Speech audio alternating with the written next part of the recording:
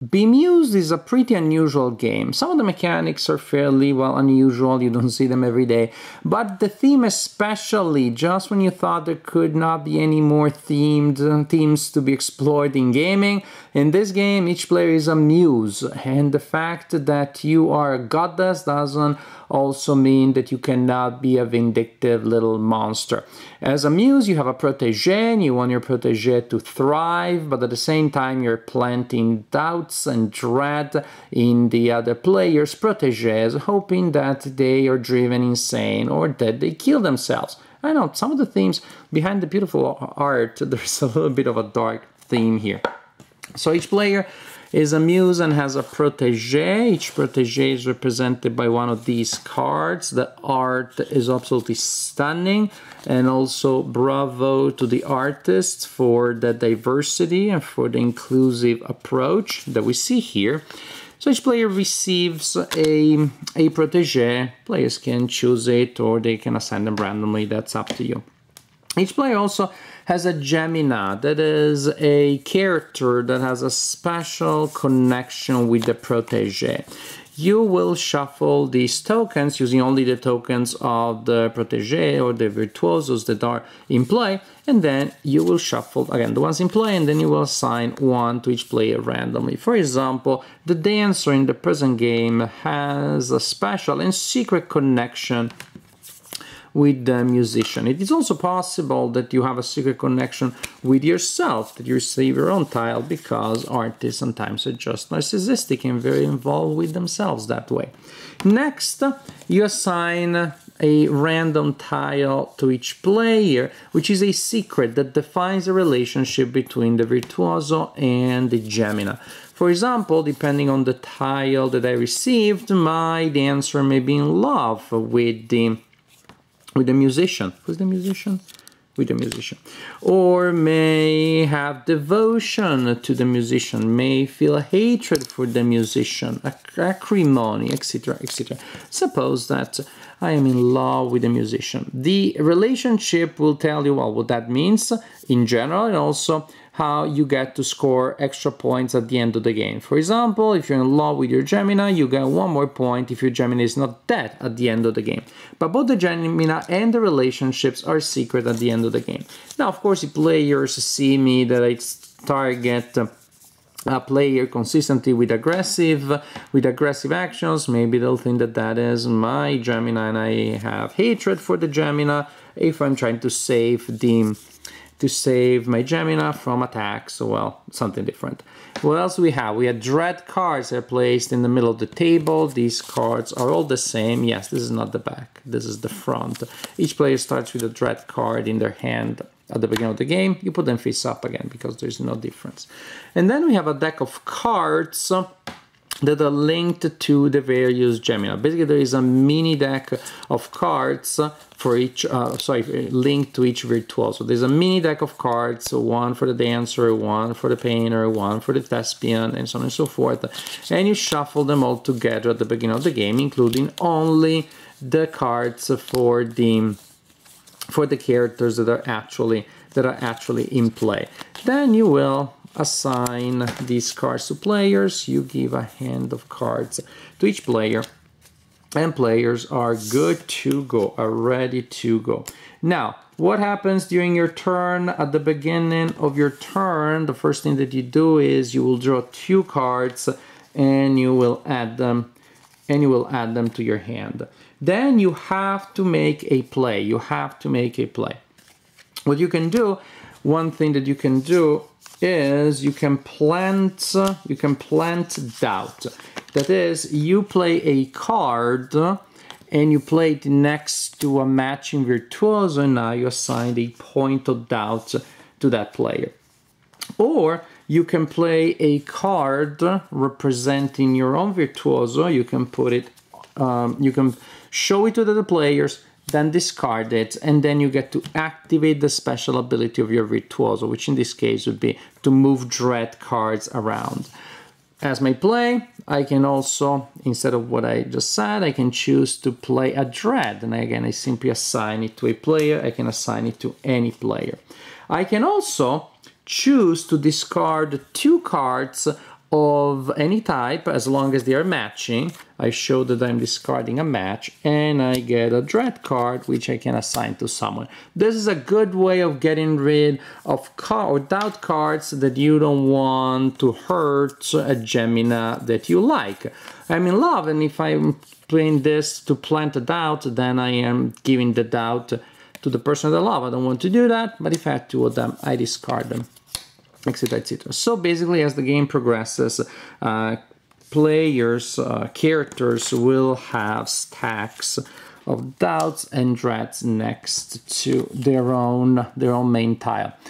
When a character has five cards between dreads and doubts, the character becomes insane. To represent that, you simply flip the character, you turn the character by 90 degrees. If in that set of five, at least three are dread, then it's not just insanity, the character is dead, becomes a ghost, and you turn the card face down to indicate that.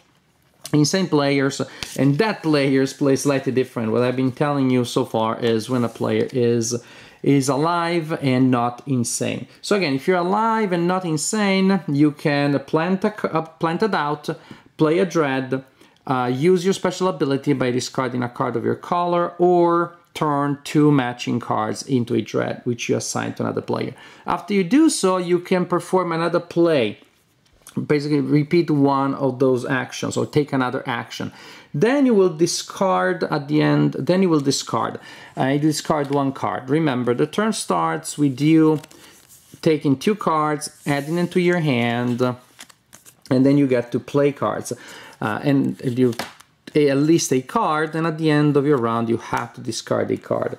That also means that if you take an additional action, you will reduce the size of your hand permanently. So that is something that you want to take into account. It's not necessarily never do it, but it's a momentous decision. So as a virtuoso, all of those options, as a virtuoso that is sane and alive, all of those options are available to you. If you're insane, you still have your hand of cards and you can play most actions, but at the beginning of your round, after you draw, you shuffle your cards together, you randomly choose two, and now you have to play one of those and you discard the other. So maybe activate my ability in this case and I discard the other. As an insane player, you still have a hand of cards, but you have a limited control over which cards you can play. If you're a ghost, then during your turn you don't get to play cards, you simply take a dread and you assign it to someone. As a ghost, you want as many people to be dead as fast as possible because that's how you score points, and we'll talk about that. Also, when you go insane, you reveal your Gemina, not your relationship, but reveal your Gemina, and the Gemina takes a dread because now they're, oh my gosh, they're associated with this person that is insane. That's kind of embarrassing. So there is that. However, then also, when your Gemina is face up, you can play cards of the Gemina's color to activate the ability of the Gemina, as if just exactly like it happens when you're playing cards of your own color and you're activating your own ability. So there is the advantage that when your Gemina is face up. In fact, you can also choose to flip your Gemina face up, but in this case, the penalty is to take a dread card. Basically, when the Gemini is flipped up because you go insane, they take a dread. When you choose to flip it face up, so then you can use the ability, you take a dread as the price to pay.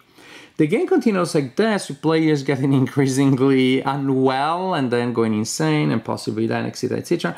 The player continues like this until there are fewer than 2 virtuosos that are sane in the game.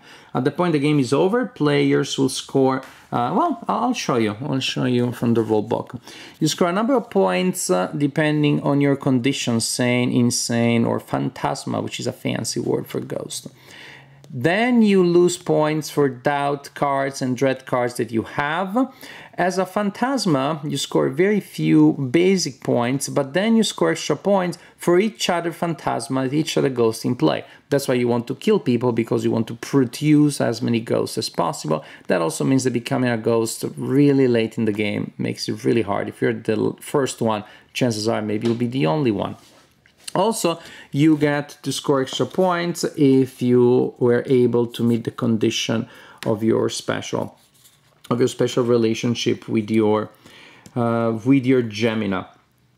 Bemused is a design by Jim Felley, and I played a game called Shadows of Malice by him a long time ago now, and that was a quest game, very, very popular genre, that yet was handled in a very original, very unique, almost quirky way. And the same I found here. Pretty much here you're making sets, you're facing problems of hand management, a little bit of deduction and secret identities. These are things that you see in many games. And yet, Bemused has a distinct personality. There is something, again, quite unique, quite quirky about how the game is played and the kind of interactions that emerge.